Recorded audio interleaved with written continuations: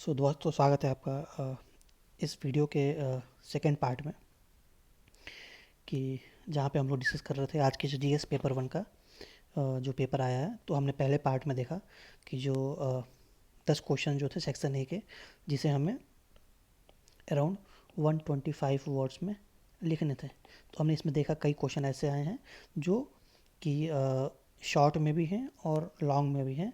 लगभग लगभग topic मोरलेस similar theme पे हमें क्वेश्चंस मिल जा रहे थे। जैसे कि हमने कैरेक्टरिस्टिक्स ऑफ इंडियन कल्चर की बात की, और स्मार्ट सिटी के बाद बड़े में स्मार्ट विलेज जब हम देख रहे थे, वहाँ पे भी क्वेश्चन पूछे गए थे। तो देखते हैं कि सेकंड पार्ट में क्वेश्चन क्या आया है।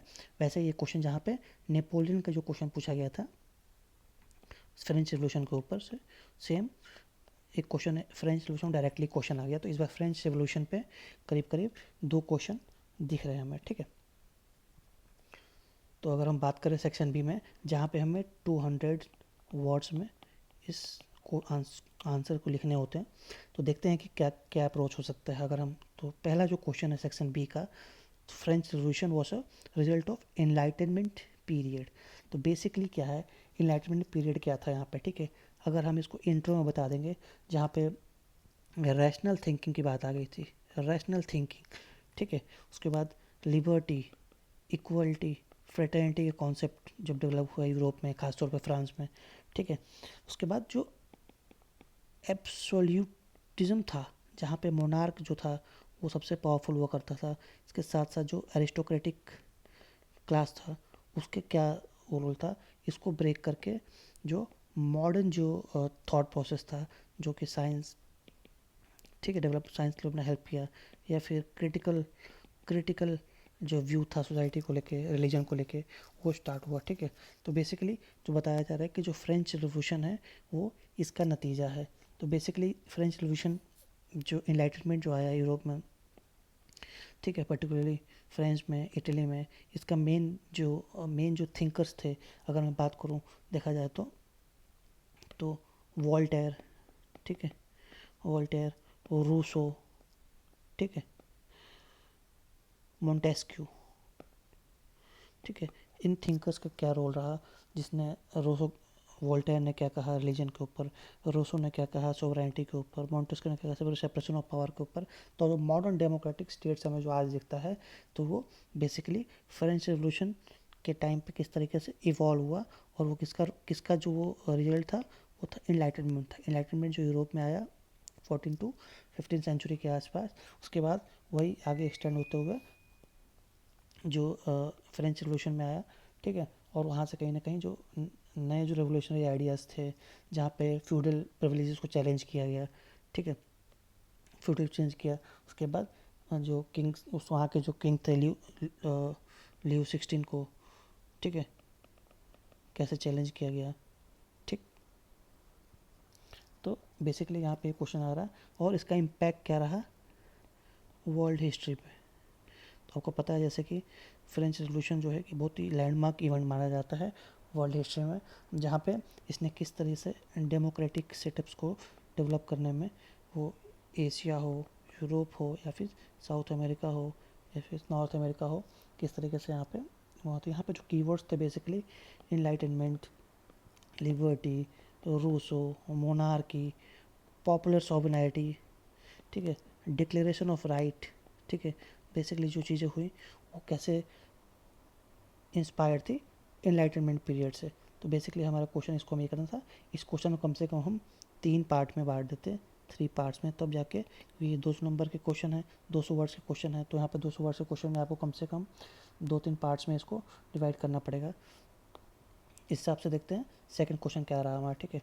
तो सेकंड क्वेश्चन जैसे देखते हैं कि रेवोल्यूशनरी मूवमेंट पे, अब देखिए मॉडर्न हिस्ट्री से क्वेश्चन कितना बढ़िया है। Revolutionary movements in Bengal, Bengal की बात हो रही है, ठीक है। तो बेसिकली बंगाल में किस तरीके से इनिशियल फेज में जो 1870s की बात करें या 90s की बात करें, इस टाइम पे बंकिम चंद्र चटर्जी, विवेकानंद, किस तरीके से इन लोगों ने जो अपने लिटरेचर के माध्यम से चीज़ों को सरफेस पे लेकर आया। देन अनुशीलन समिति, अनुशीलन समिति वगैरह, जुगांतर, ठीक है, ये अर्ली 19 सेंचुरी पे 1902 1906 में ये सब कैसे सरफेस पे आया। Then comes the main, most landmark event in Bengal history, comes the आपका क्या है, स्वदेशी मूवमेंट। तो ऑल्दो ये इस टाइम पे अरविंदो घोष, बरिंद्र घोष, जतिन मुखर्जी किस तरीके से पार्टीशन ऑफ बंगाल जो हुआ था 1906 में, किस तरीके से इसने लेड किया रेवोल्यूशनरी कॉपी। तो यहाँ पे जो अरविंदो घोष की बात करें, ठीक है, या फिर बरिंद्र घोष की बात करें, ये लोग कैसे यूज़ ऑफ बॉम्ब्स, ठीक है, रेजिस्टेंस के लिए यूज़ करते थे, ठीक है। इसमें जो मेन जो एक आता है अलीपुर कॉन्स्पिरेसी केस, ठीक है, 1908 का, ठीक है। तो ये इसको मेंशन करना बहुत ज़रूरी है, ठीक है। इसके बाद अगर हमें लिखना होगा तो यहाँ पे एक चिटागोंग आर्मरी रेड जो हुआ था, जो मेन जो लीडर थे वहाँ के सूर्य सेन। अब सूर्य सेन को जिक्र करना भी यहाँ पे ज़रूरी है। तो एक बार हम इंट्रो देने के बाद से हम अलग अलग उसमें हम दिखा सकते हैं, ठीक है, फेजेस में। तो जो पहला फेज़ हो सकता है अर्ली फेज़ में 1870-90s के बीच में, ठीक है। तो उसके बाद सेकंड फेज़ स्वदेशी मूवमेंट के आसपास, देन पोस्ट 1910 के बाद जो Berlin committee, Ghadar party and Indo German conference world war 1 के आसपास, देन चिटागोंग वाले जो जितने आर्मी रेड हुए थे। देन उसके बाद हुआ क्या कि क्यों ये रेवोल्यूशनरी मूवमेंट वीक पड़ गया है, फिर क्यों ये किस तरह से, क्योंकि रेवोल्यूशनरी मूवमेंट था जहाँ पे वायलेंस का यूज़ कर रहे थे, और वो वायलेंस कहीं ना कहीं लॉन्ग टर्म सस्टेन नहीं कर सकते हैं। उसके बाद 1920s में गांधी का इमरजेंस, तो गांधी ने क्या किया, किस तरीके से जो नॉन वायलेंस, ठीक है, NCM CDM जो ले आए। तो क्या हुआ कि जो बंगाल की जो इंटेलिजेंसिया थी, जो यूथ था, वो कहीं ना कहीं गांधीयन मूवमेंट की तरफ मूव कर गया, इसलिए वो धीरे धीरे डिक्लाइन हो गया। तो बेसिकली इस क्वेश्चन को डील करने का ये एक तरीका था, ठीक है। लेकिन हमें ध्यान देना है कि हमें रेवोल्यूशन मूवमेंट को डील करना है, लेकिन हमें फोकस करना है बंगाल के ऊपर, ठीक है। तो नेक्स्ट क्वेश्चन देखा जाए अगर, तो क्वेश्चन नंबर आपका संगम पीरियड के ऊपर क्वेश्चन आया हुआ है। अगर इसको देखिए आप तो आपको समझ में आएगा कि कैसे ये क्वेश्चन संगम पीरियड पहली बार था क्या, ठीक है।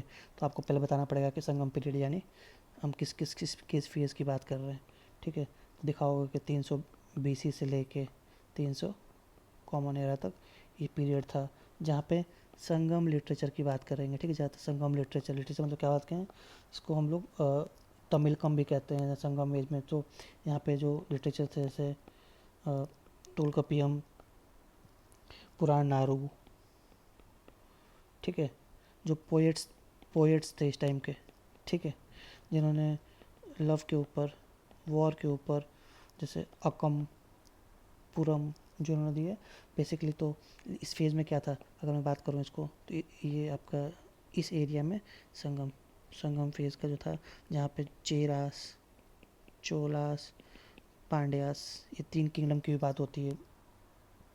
तो वहाँ की इकोनॉमिक लाइफ, वहाँ के पॉलिटिकल लाइफ, किस तरीके से चेरा चोलास पांड्यास के जो सिंबल्स थे, जो जो रूल था इस अलग अलग जोन में कैसे। तो ये डायग्राम बना सकते हैं हम, एक छोटा सा डायग्राम बना सकते हैं संगम फेज़ क्या था। तो यहाँ पे जो मदुरई वाला, ठीक है, तो मदुरई वाला जो रीजन है वो संगम का एक एपी सेंटर था। तो यहाँ हम दिखा सकते हैं इसको, ठीक है। तो बेसिकली उस सोशियो इकोनॉमिक जो लाइफ थी, चाहे उस समय के जो वुमेन पोएट्स थे, अवियर्स, रोल्स ऑफ डांसर्स, उस समय की सोसाइटी की हायरार्की क्या थी, वुमेन्स के पोजीशन क्या था, रिलीजियस लाइफ क्या थी, ठीक है, उस तरह की। तो यहाँ पे हम इसको दिखा सकते हैं। तो संगम लिटरेचर के बेसिकली 2-3 टेक्स्ट को अगर हम कोट करके और उसके बाद सोशियो इकोनॉमिक लाइफ को अगर हम जिक्र करेंगे एक डायग्राम बनाते हुए, तो कहीं ना कहीं हमारा ये आंसर एक कंप्लीट आंसर हो जाएगा, जो मुझे लगता नहीं है कि कोई टफ क्वेश्चन है इस लेवल पे आके। संगम लिटरेचर, संगम एज हम हमेशा पढ़ते रहते हैं, हमें बस उसको एक सही तरीके से रखना था।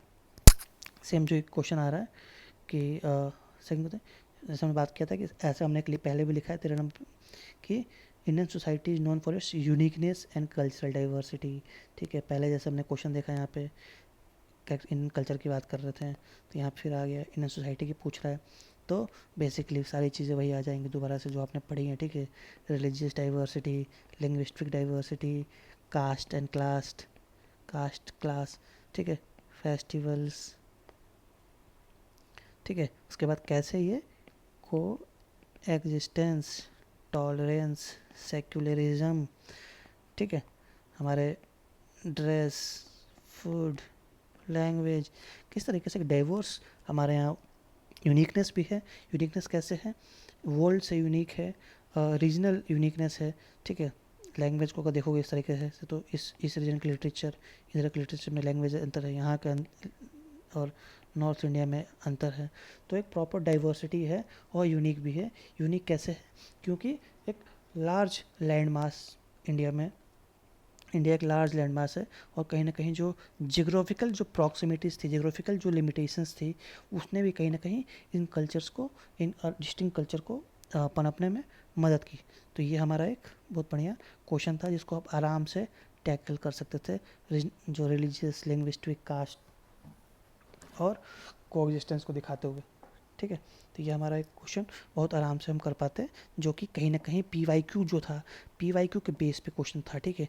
इस पेपर में अच्छी बात यह है कि इस पेपर में जिस तरीके से प्री में पेपर आया था, मेंस एटलीस्ट PYQ के ट्रेंड पे चल रहा है। देखिए एक और क्वेश्चन, बड़ा अच्छा क्वेश्चन आया है पॉवर्टी के ऊपर। अब आप, मैं कि कोई भी जो भी इस एग्ज़ाम के प्रोसेस में है, तो पॉवर्टी क्या है, उसके कॉज एंड कंसिक्वेंसेस आप इजीली बता सकते हो, ठीक है। कॉज क्या है बेसिकली, अगर मैं बात करूँ अब इस शॉर्ट में थोड़ा सा, तो बेसिकली हिस्टोरिकल कॉस्ट क्या कह रहा है, इकोनॉमिक कॉस्ट क्या कह रहा है, ठीक है, सोशल कॉस्ट क्या रहा है, डिस्क्रिमिनेशन वगैरह होती है, एडमिनिस्ट्रेटिव यानी स्कीम्स के जो लीकेजेस होते हैं, ठीक है, ये क्या रहा है। तो हिस्टोरिकल में जैसे क्या, कॉलोनियल, लैंडलेसनेस, ठीक है, एग्रीकल्चर का ख़राब होना, ठीक है। इकोनॉमिक में क्या है, अनएम्प्लॉयमेंट, लो प्रोडक्टिविटी, इनफॉर्मल डोमिनेंस बेसिकली, ठीक है। कंसिक्वेंसेस पूछा, देख क्वेश्चन कितना है, पॉवर्टी को डिफाइन करोगे, उसके बाद कॉस्ट पे आ जाओगे, कॉन्सिक्वेंसेस पे आ जाओगे, उसके बाद गवर्नमेंट इनिशिएटिव्स पूछा नहीं है, बताना है, देन शॉर्ट सा वे फॉरवर्ड, ठीक है, हमें यहाँ पे लिखना होगा। तो कॉन्सिक्वेंसेस में जैसे बात करें अगर हम, तो मेल न्यूट्रिशंस, ठीक है, health issues, educational deprivations, social unrest, basically जैसे आपका नक्सल मूवमेंट वगैरह था, बेसिकली इसका इसी की देन थी। एंड इंटर जनरेशनल पॉवर्टी की बात करते हैं, ठीक है। तो पॉवर्टी यानी 2-3 जनरेशन से लगातार पॉवर्टी के उस दुष्चक्र में फंसे हुए हैं, ठीक है। तो यहाँ पे आपको डाटा वगैरह भी कोड करना था, जैसे तेंदुलकर कमेटी कर देते, रंगराजन कमेटी कर देते, पॉवर्टी का जो हमारे यहाँ डेफिनेशन है उसका जो पैरामीटर्स है वो कर देते हैं। मल्टी डायमेंशनल पॉवर्टी इंडेक्स की बात कर सकते थे। उसके बाद गवर्नमेंट के जो इनिशिएटिव्स है जैसे PM Awas Yojana, MNREGA, national food security, ये सब चीज़ें आपको दिखा के, और इनके इम्प्लीमेंटेशन ही चैलेंज जो है, और इनके जो बेनिफिशियरी हैं उसको कैसे हम आइडेंटिफाई कर सकते हैं, और किस तरीके से हम इसको इंश्योर कर सकते हैं कि उन तक वेलफेयर पहुंच सके। गवर्नमेंट पॉलिसीज़, गवर्नमेंट इनिशिएटिव्स को किस तरीके से इफेक्टिव वे में हम इम्प्लीमेंट कर सकते हैं, क्योंकि आप हैं ब्यूरोक्रेट्स बनने वाले हैं। तो ब्यूरोक्रेट का काम मेन क्या होता है कि सॉल्यूशंस देना, प्रॉब्लम्स के बाद सॉल्यूशन देना। तो इस क्वेश्चन में पॉवर्टी से रिलेटेड जो भी आप चीज़, उसके बाद अंत में वे फॉरवर्ड लिखोगे ना, तो वे फॉरवर्ड में आपको सॉल्यूशन देने पड़ेंगे, ठीक है। तब जाके आपका एक, इसमें से आपको 6 नंबर के आसपास नंबर आप एक्सपेक्ट कर सकते हो, ठीक है। थोड़ा नेक्स्ट क्वेश्चन देखते हैं। सेम देखिए, रीजनलिज्म, वाह इतना बढ़िया टॉपिक है, इनसे बहुत ही फेवरेट टॉपिक रहा है किसी भी आयोग का, ठीक है। रीजनलिज्म इंडिया इकॉनमी और पॉलिटी को कैसे अफेक्ट करता है। तो जैसा आप पता ही है रीजन क्या होता है, आपको डेफिनेशन लिख के, और 2 हेडिंग, इकोनॉमी को कैसे करता है यानी इकोनॉमिक ग्रोथ को कैसे हैम्पर करता है, पॉलिटिकल जो चीज़ें हैं उसमें जैसे सेंटर स्टेट के बीच में कैसे फ्रिक्शन क्रिएट करता है, ठीक है। उसके बाद रीजनल पार्टीज, ठीक है, किस तरह करती है, ये आप करना पड़ेगा। तो बहुत ही कॉमन टॉपिक है, जैसे आपने इस पर प्रैक्टिस भी किया होगा, ठीक है, ठीक है। उसके पॉजिटिव नेगेटिव इम्पैक्ट जो भी हैं आपको रीजनलिज्म के करने पड़ेंगे। आपको बैलेंस करना पड़ेगा, आपको सिर्फ नेगेटिव नहीं लिखना है, ठीक है, सिर्फ नेगेटिव नहीं लिखना है, आपको इसके रीजनलिज्म के पॉजिटिव प्लस नेगेटिव दोनों लिखना है, ठीक है। और दिखाना है कि India being a federal structure किस तरीके से रीजनलिज्म, रीजनल आइडेंटिटी कैसे हेल्प करती है फेडरलिज्म को मेंटेन करने में, ठीक है, इस उसको सॉल्व करने में। और इनफैक्ट इसके नेगेटिव्स भी अपने हैं। तो आपके नोट्स में जिस भी कोचिंग का जिस भी बुक पढ़ते होगे तो आपको इस टॉपिक पे बहुत बढ़िया नोट्स मिला होगा। नेक्स्ट क्वेश्चन देखें हम, बहुत अच्छा क्वेश्चन देखा है, पॉपुलेशन एक्सप्लोजन, ये भी एक्सपेक्टेड क्वेश्चन होता है, ठीक है। चैलेंज, ठीक है, होलिस्टिक डेवलपमेंट किसी कई फॉर्म में पूछता है। पॉपुलेशन ऐसे कई बार ऐसे पूछता है कि बून और बैन, ठीक है, डेमोग्राफिक डिविडेंड में पूछ लेता है, ठीक है, बट यहाँ पे एक वर्ड यूज़ कर रहा है, ठीक है, आप ध्यान देना, आपको स्पेसिफिक बहुत पूछा है, ठीक है, पॉपुलेशन एक्सप्लोजन की बात कर रहा है, ठीक है, एक्सप्लोजन, ठीक है, तो एक्सप्लोजन पे फोकस करना, ठीक है, तो यहाँ आपको डाटा देना पड़ेगा, ठीक है। तो इंडिया में पॉपुलेशन एक्सप्लोजन वाली अभी कंडीशन नहीं है, ठीक है, हमारा जो पॉपुलेशन है वो धीरे धीरे सेटल हो रहा है, बट स्टेट्स में अलग अलग ट्रेंड्स है। सदर्न स्टेट्स में देखोगे तो स्टेबलाइज हो गया है, नॉर्थ में भी है, और नॉर्थ ईस्ट प्लस ईस्टर्न जो एरिया जैसे central UP, Bihar, west Bengal, Jharkhand, MP, तो इन स्टेट में अभी भी एक्सप्लोजन वाली कंडीशन है, जहाँ पे जो हमारा 20% के प्लस हमारा हो जाता है जो ग्रोथ रेट है। तो हमें देखना है कि किन किन स्टेट में वो एक एक्सप्लोजन वाली कंडीशन है, ना कि नॉर्मल हमें पूरा उसमें बात करना पड़ेगा, ठीक है। तो पॉपुलेशन एक्सप्लोजन की बात कर रहे हैं, serious challenge to the India's holistic development की बात कर रहे हैं ना, तो इंडिया हॉलिस्टिक ओवरऑल जो डेवलपमेंट इंडिया का है, सोशियो इकोनॉमिक पॉलिटिकल, हम अगर उसको अलग बात करें तो सोशल कैसे इसको हैम्पर करता है, इकोनॉमिक डेवलपमेंट कैसे हैम्पर करता है, ठीक है, पॉलिटिकली कैसे हैम्पर करता है, या फिर कैसे इसको वो करता है, तो इसको आपको देखना पड़ेगा। तो यहाँ पे कीवर्ड्स को ध्यान में रख के सीरियस चैलेंजेस की बात कर रहा है, ठीक, एग्जामिन करना है, यानी इसे हमें एग्जामिन करके इसमें हमें बताने पड़ेंगे क्या क्या सोल्यूशन हम दे सकते हैं। तो अगेन सोल्यूशन देना पड़ेगा हमें, ठीक है। कुछ मॉडल्स का जिक्र कर सकते हैं कि भाई इन मॉडल्स को यूज़ करके चाइना ने कैसे 2 चाइल्ड पॉलिसी, ठीक है, इनिशिएटिव्स देके किस तरह से अपने पॉपुलेशन को स्टेबलाइज किया है। तो बेसिकली एक्सप्लोजन वाली कंडीशन ना हो, जो कि कहीं ना कहीं हमारे यहाँ कुछ के स्टेट्स में दिखती है। नेक्स्ट क्वेश्चन देखते हैं, जैसे मैंने बताया था कि स्मार्ट विलेजेस वाला, अब देखिए स्मार्ट विलेजेस वाली बात आ गई ना, अभी हमने थोड़ी देर पहले स्मार्ट सिटी की बात की थी, यहाँ पे अब आ गया स्मार्ट विलेज। अब बेसिकली आप जानते हैं स्मार्ट विलेज के जो कॉन्सेप्ट आया, डिजिटल जो इंडिया का जो पूरा प्रोग्राम था, ठीक है, रूरल अपलिफ्टमेंट यहाँ पे सेंटर में था, ठीक है। तो बेसिकली क्या होता है स्मार्ट विलेज, सेल्फ सफिशिएंट, ठीक है, डिजिटल इंफ्रा, यहाँ पे लाइक पीएम वाणी, उसके बाद जो केबल्स के थ्रू उसको जोड़ने की बात थी पूरे हर ग्राम पंचायत को, 5 लाख विलेजेस को, भारत नेट प्रोजेक्ट जो है, भारत नेट प्रोजेक्ट, ठीक है, clean energy, sanitation, sustainable development concept जो है, हेल्थ एंड एजुकेशन, ठीक है, एम्प्लॉयमेंट जनरेशन, ठीक है, ये सब चीज़ें आ जाती हैं, ठीक है। तो बेसिकली इसमें क्या है कि स्मार्ट विलेज बेसिकली यानी पार्टिसिपेटरी गवर्नेंस, ठीक है, through PRIs use of ICT tools, ठीक है, सारा सेंटर में ये रहेगा, ठीक है। तो जब तक जो इमर्जिंग टेक्नोलॉजी से उनका यूज़ नहीं करेंगे, जब तक हम उसको उन्हें पार्टिसिपेटरी नहीं बनाएंगे, तब तक कोई भी चीज़ स्मार्ट नहीं होगा। और यहाँ पे जो वर्ड यूज़ किया है स्मार्ट करने के लिए, स्मार्ट बेसिकली इसको बोलते हैं हम, समझ में आया होगा आपको, स्मार्ट यानी लॉजिक, स्मार्ट यानी साइंस, स्मार्ट यानी मॉडर्न इंफ्रास्ट्रक्चर, ठीक है। स्मार्ट हम किसी को लुक से नहीं बोलते हैं, स्मार्ट की बेसिकली जो बात होती है जहाँ पे use of science and technology, ठीक है, इन द रूरल डेवलपमेंट, ठीक है, बेसिकली स्मार्ट विलेज, ठीक है, फिर बात हो, ठीक है। तो स्मार्ट कैसे बनेगा, जब लाइफ इजी होगी, इनके चैलेंजेस, ठीक है, ख़त्म होंगे। स्मार्ट विलेज यानी इनके जो बेयर मिनिमम से एक क्वालिटी ऑफ लाइफ,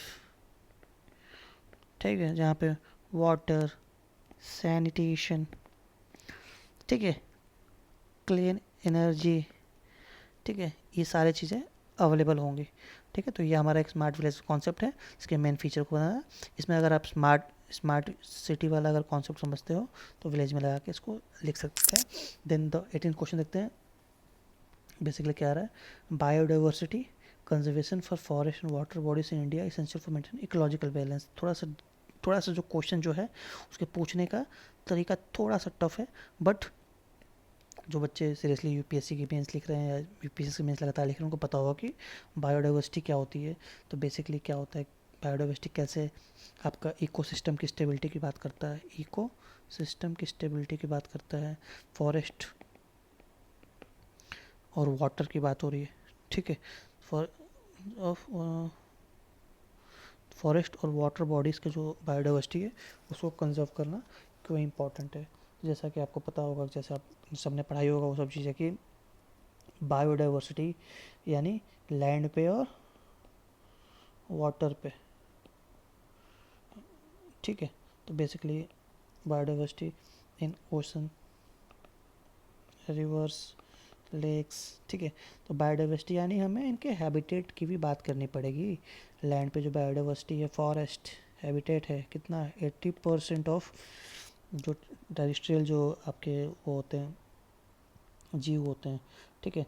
तो एक्वेटिक लाइफ भी और लैंड वाले। तो बेसिकली इनके थ्रेट क्या है, थ्रेट आपको मेंशन पड़ेगा हेडिंग देगा, थ्रेट क्या है, डिफॉरेस्टेशन, पॉल्यूशन, ठीक है, क्लाइमेट चेंज, अर्बन एक्सपेंशन, ठीक है। उसके बाद क्या रोल प्ले करते हैं, तो रोल बेसिकली क्या होता है, बायोडाइवर्सिटी का रोल देखोगे तो आप, तो डाइवर्सिटी का रोल क्या क्या है देखो अगर आप, तो इकोलॉजिकल रोल्स बेसिकली पॉलिनेशन में होता है, सीड डिस्पर्सल, न्यूट्रिएंट साइकिल, ठीक है, food chain regulations, flood control, है ना। तो बेसिकली ये सारा चीज़ें आ जाएंगी। Then comes a conservation programs, ठीक है, मैं जैसे लिए थे, तो जैसे ग्रीन मिशन हो गया, जल शक्ति अभियान हो गया, उसके बाद फॉरेस्ट कंजर्वेशन की बात करेंगे, तो जो गवर्नमेंट के प्रोजेक्ट है, जैसे नेशनल पार्क्स को इंश्योर मेंटेन करना, वाइल्ड लाइफ सेंचुरीज़ को, ठीक है, रामसर साइट्स को, ठीक है, वेटलैंड्स के लिए बेसिकली। तो उसके बाद हमारे यहाँ लीगल फ्रेमवर्क क्या है, लीगल फ्रेमवर्क जो है, जैसे आपका forest wild life protection act, wild life protection act, ठीक है, फॉरेस्ट राइट एक्ट, उसके बाद environment protection act, air act and water act. तो बेसिकली ये लीगल मेजर्स जो भी हैं इसको आपको मेंशन करना था इस क्वेश्चन में, ठीक है। तो इससे क्या होता है कि आपका एक आंसर बहुत अच्छा बन सकता था। देन आखिरी क्वेश्चन देखेंगे 20 क्वेश्चन, थोड़ा नंबरिंग का दिक्कत हो गया यहाँ पे, देखा जाए तो 20 मानिएगा, ठीक है। तो क्या है, सुनामी पूछा है, ठीक है, और कैरेक्टरिस्टिक पूछा है, कॉज एंड इफेक्ट। तो बेसिकली देखो सुनामी होता क्या है, आप जानते हो, सीरीज ऑफ सी वेव्स होते हैं, ट्रिगर कैसे होता है, तो sudden displacement of water bye earthquakes, volcanic eruptions, slides, तो लैंडस्लाइड्स होते हैं, बेसिकली इसके वजह से होता है। कैरेक्टरिस्टिक क्या होती है, इसकी स्पीड लिख लो 800 किलोमीटर प्रति आवर, जो स्पीड होती है वॉल्केनिक वेव्स की होती है, लॉन्ग वेवलेंथ लॉन्ग होती है, ठीक है, सी के ऊपर दिखता नहीं है, ठीक है। उसके बाद कॉज क्या होता है पता है आपको, कि अर्थक्वेक हो गया, आपको पता है कि मेट्रिक भी हो सकता है, वॉल्केनिक हो सकता है, लैंडफॉल्स हो सकते हैं, ठीक है। देन कम्स आपका सबडक्शन जोन, जो टेक्टोनिक प्लेट्स के आसपास जो सबडक्शन जोन होते हैं, नहीं इसके आसपास जो होते हैं वो। देन क्वेश्चन का एक पार्ट है इफेक्ट, तो इफेक्ट क्या क्या होता है, इफेक्ट क्या क्या होता है देखोगे आप। तो बेसिकली सुनामी जो होते हैं, एक जो लॉन्ग वेव्स ऑफ जो सी वेव्स होती हैं बेसिकली कोस्टल एरियाज में इंटर कर जाते हैं, तो बेसिकली कोस्टल रीजन्स में डिस्ट्रक्शंस आता है, वाटर इंटर कर जाता है फार्मलैंड्स में, तो सलाइन वाटर जो इंटर करता है, ठीक है। उसके बाद इकोलॉजिकल डैमेज करता है ये, ठीक है, ह्यूमन कैजुअलिटीज़, डिस्प्लेसमेंट, इंफ्रा का लॉस, ठीक है। बेसिकली ये सारा चीज़ें आती है, जिसमें एग्जांपल दे देना 2004 का, ठीक है, जो सुनामी आया था इंडिया में, और 2011 में जो जापान में आया था। तो बेसिकली करके आप दिखा सकते हैं। तो ये रहा हमारा एक 20 क्वेश्चन जो जीएस पेपर 1 का था, जो हमने ट्राई किया एनालिसिस समझने का कि क्या क्या चीज़ें पूछा है। तो जैसा कि आप जानते हो कि इस पेपर में हिस्ट्री हो, तो मॉडर्न हिस्ट्री के क्वेश्चन अगर आपने देखा जाए तो कितने क्वेश्चन दिखे आपको मॉडर्न हिस्ट्री के? तो बेसिकली मुझे जो मोटा मोटी क्वेश्चन दिख रहा है इसमें, एक क्वेश्चन दिख रहा है मॉडर्न हिस्ट्री का, वो था आपका रेवोल्यूशनरी मूवमेंट इन बंगाल, ठीक है। उसके बाद एंशिएंट से आपको संगम पीरियड दिख गया, ठीक है।